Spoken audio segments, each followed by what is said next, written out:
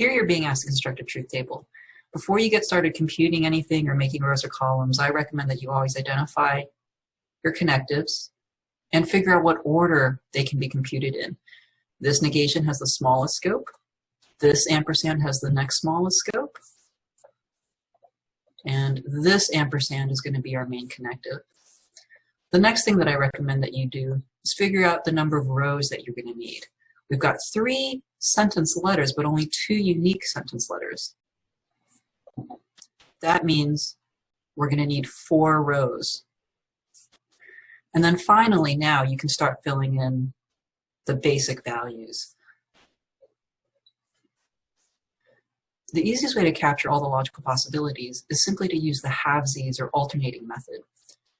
Take the total number of rows, divide by half, that's going to be 2.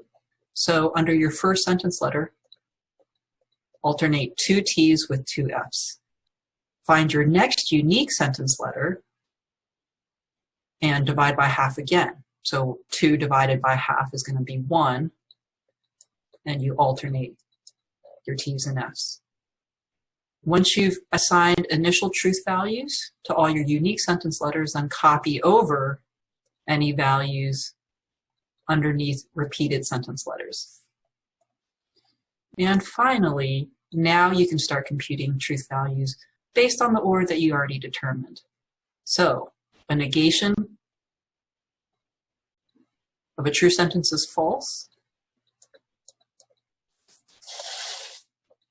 Now we're ready for the conjunction. The conjunction is going to take this column for its left-hand side and this column for its right-hand side, not this one.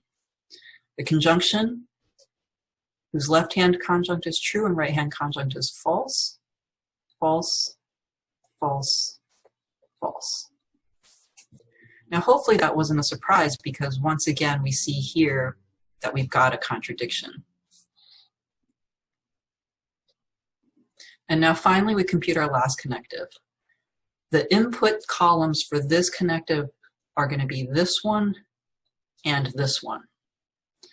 So a conjunction with a false conjunct is going to be false. And that completes the truth table. Now for analysis, we're always looking at the main connective column. You might even want to circle or box it out so that your eye doesn't wander to other rows and columns.